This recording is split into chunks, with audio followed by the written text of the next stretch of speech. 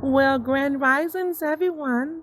Today's date is November the 6th, and I am on sabbatical. Therefore, I just want to give thanks to the blessings of Mother Nature and all the wonders of her nakedness, from the leaves falling from the trees to the greenery that she leaves behind to the oxygen within the air. And I just want to say, everyone, please have a great and blessed Monday, November the 6th. And no matter what you do, make sure you seek higher vibrations to give you that spiritual divineness to your heart and to your intellect as well.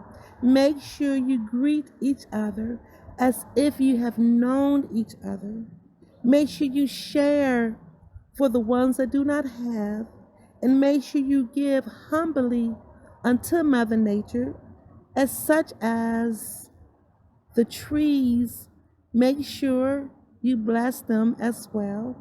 Unto the soil, when you embed, make sure you weep such beautiful blessings among Mother Nature. Everyone, please have a safe and blessed and peaceful Monday, November the 6th.